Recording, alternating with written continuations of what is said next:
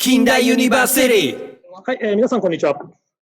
日本の大学全部見学した男、山内泰治です。本日は近畿大学の経済学部国際経済学科につきまして、星川武先生にお話をお伺いします。先生、よろしくお願いします。よろしくお願いします。近畿大学にいろんな、学問分野あるんですけども、先生は国際経済学科ということで、経済学部の中にいろんな学科があるんですが、特に国際経済学科の教育の特徴って何でしょうか？国際経済学科は特に外国とのつながりというのを中心にした、その経済を勉強するという特徴があります。貿易ですとか、国際金融とかそういったものを勉強する学科となっています。普通の大学ですと経済学科しかないところも多いんですけど、国際経済学をやることのメリットって何でしょう？日本の経済っていうのは、外国から非常に大きな影響を受けてますので、例えば、何かの政策でも、外国の政策とかも、考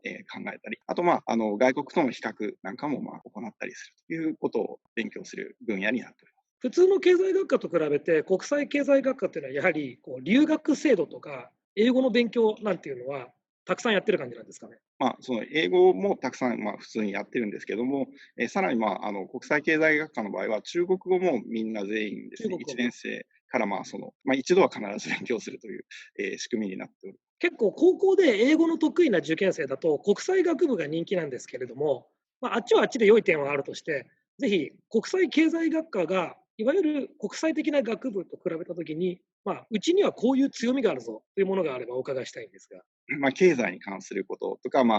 ビジネスに関することでもいいんですけども、経済学の視点から、英語で会話をする、話をするという、何か喋る中身として、経済学っていうのを、持っておくという特徴があるかな。はい、結構高校生に話を聞くと、企業とか商品、お店みたいなイメージで経営学部の方が印象が湧きやすいという声も聞くんですが、経営学と経済学を比べたときに、経済学を学ぶということの利点、メリットって何か先生はお感じですか？経済学の方が一つの企業とかに焦点を当てるんではなくて、企業全体に共通するような行動原理みたいなのを探るというところですね。一番単純なところでいくと、利潤を最大に企業が行動しているっていうふうに考えたり、そういう企業がたくさんあると、経済ってどうなっていくんだろうっていう、全体の仕組みっていうのを勉強するというイメージですかね。はい。国際経済学科で4年間学んだ学生ってどういった仕事に就く人が多いんですか？旅行関係に行く学生なんかも結構いたり、あと貿易ですね。ただその就活は結構個人によってどういう業界が好きかとかっていうのはありますので、基本的には製造業だとかサービス業だとかまんべんなく各自の希望によっていろんなところに就職してるっていうのが実際でして、外国に勤務しろって言われてもそんな嫌じゃない学生が多いのかなっていう。経済学部って正直なところどこの大学にもあると思うんですけど、いわゆる偏差値が高い有名だって言われている大学の経済学部を出た人と、近代を出て活躍している卒業生で社会に出てから大きな違いってあるものなんでしょうかね？そうですね。特に経済学の場合は結構テキストというか、教科書が、変な話、どこの大学でも、かなり同じものを使ってますので、同じ。そうですね。そういう面では、基本が決まっているような学問なんですけども、近代生の特徴としては、結構活発な子が多いので、国際経済学科の学生とかだと、頻繁に海外旅行に、行ったりしているという、そういう意味でかなりアクティブな学生が多くて、さらに国際経済学科では留学プログラムなんかも充実してますので、そういったのを使って留学をしたりということもあります。はい。高校生の皆さんが高校生活を送る中で、何か国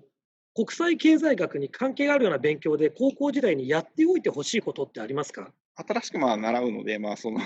基本的な学力という意味で、英語とか、もしできたら数学なんかもできるといいかなということ。やっぱり数学必要ですか？数字を使うとみんな結論が同じになるっていうので、使えた方がいい。これは多分おそらく就職してからもやはり数値で納得するような根拠を上げていく練習にもなっているということで、そういう能力っていうのを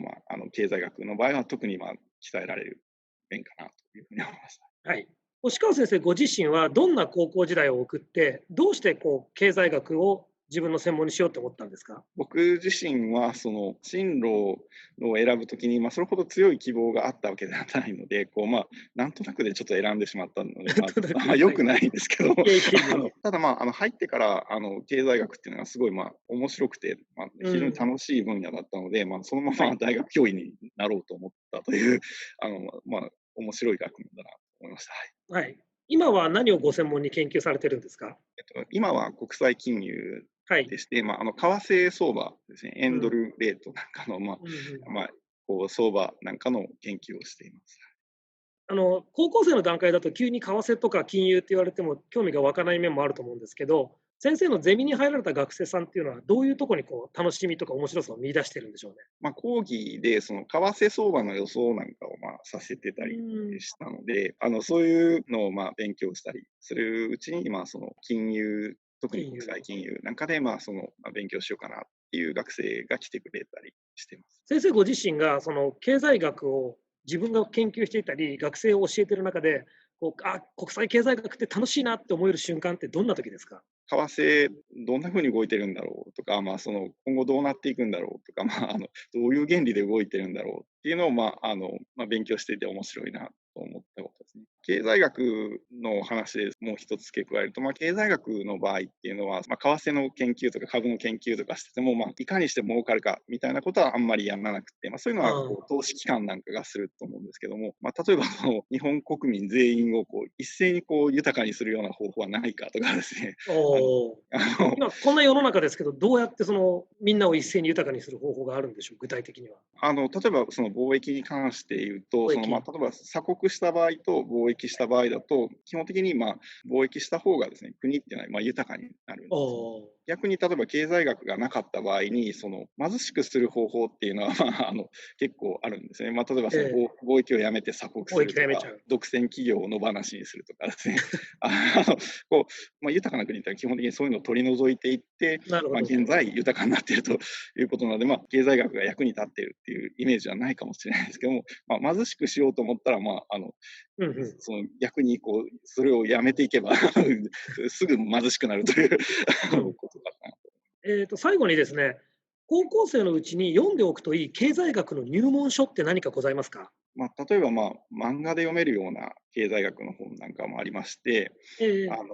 世界一面白いミクロ経済学とか、なんかそういう感じの聞いたタイトルだったとことありますよ。思うんですけどね。もしかしたら漫画の私、著者取材してるかもしれないです。漫画があるらしい。本、ありますので、わかりました。マクロ経済学。せっかくなんでこれを見ていただいた皆さんにぜひ、国際経済学を大いに志望していただきたいかなと思っております。はい。はい。ということでですね、今日は近畿大学経済学部国際経済学科の押川武先生にお話を伺いました。どうも先生、ありがとうございました。どうもありがとうございました。